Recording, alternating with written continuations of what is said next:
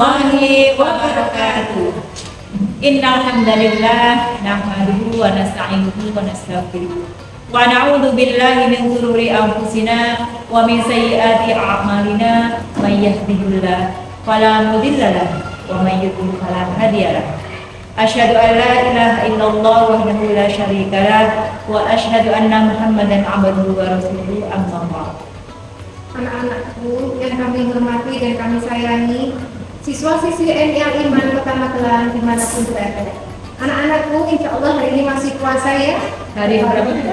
Ke-25. Tak lupa sholawat serta salam kita haturkan kepada junjungan kita Nabi besar Muhammad Sallallahu Alaihi Wasallam yang kita nantikan syafaatnya hingga kiamat nanti. Perkenalkan kami, Saya Isa Rukoya. saya Ustazah Nani akan menyampaikan satu hal yang bisa membatalkan pahala puasa. Bahwa salah satu hal yang dapat menyebabkan hilangnya pahala puasa adalah marah. Dalam Islam, marah yang tidak terkendali akan dapat merusak kualitas ibadah kita, termasuk puasa, karena marah dapat mengarah pada perilaku yang tidak baik, seperti berbicara yang kasar atau tindakan-tindakan yang bisa merugikan atau merusak kesucian bulan puasa. Jadi intinya puasa itu bukan sekedar menahan diri dari haus atau dari makan, tapi puasa harus juga menjaga hati dan perilaku, termasuk mengendalikan emosi. Oleh karena itu, menjaga kesabaran dan menghindari marah adalah bagian penting agar puasa tetap diterima. Baiklah anak-anakku, pada kesempatan kali ini kami akan menjelaskan hal-hal yang bisa membatalkan pahala puasa. Anak-anakku tahu nggak bahwa puasa itu adalah perintah dari Allah yang wajib dilaksanakan, yang tercantum dalam Al-Quran surat apa? Surat ayat berapa? Ayat 183. A'udzu billahi minasy syaithanir rajim. Bismillahirrahmanirrahim. Ya ayyuhalladzina amanu kutiba 'alaikumus syiyamu kama kutiba 'alal ladzina min qablikum la'allakum tattaqun. Yang artinya, wahai orang-orang yang beriman, diwajibkan atas kamu berpuasa sebagaimana diwajibkan atas orang-orang sebelum kamu agar kalian bertakwa. Melalui ayat ini, kita diajarkan bahwa tujuan utama puasa adalah mencapai ketakwaan, yaitu kesadaran untuk selalu beribadah kepada Allah dan menjauhi segala larangan-larangan Allah.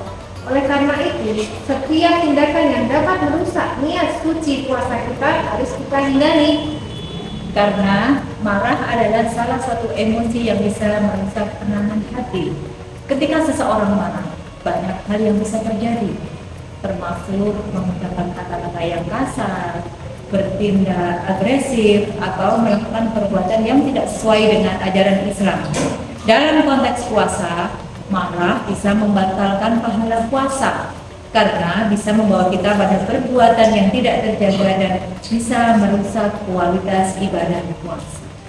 Ustazah, apakah teman-teman kira-kira ingat nggak ada hadis larangan marah? Insya Allah anak-anak Insya Allah masih ingat ya?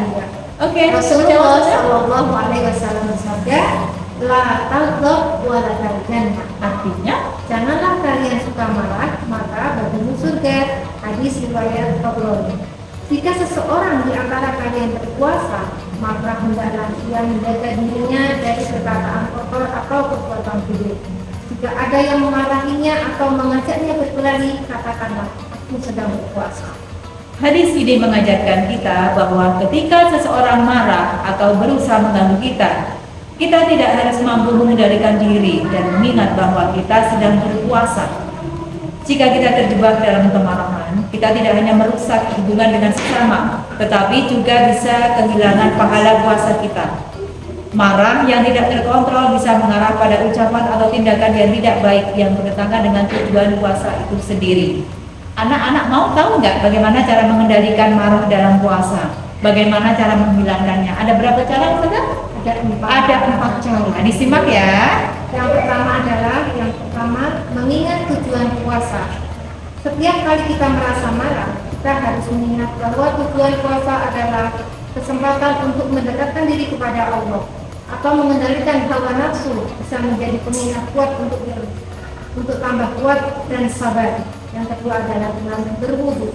Nabi Muhammad SAW bersabda bahwa wudu dapat menenangkan hati yang marah.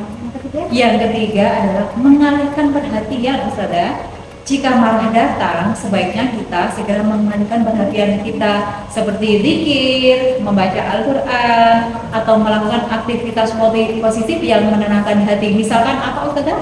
Olahraga, bisa kita berlari atau jalan-jalan sehingga rasa marah itu hilang. Dan yang keempat adalah bersikap tenang dan sabar. Marah seringkali muncul karena kita tidak dapat menerima sesuatu dengan lapang dada.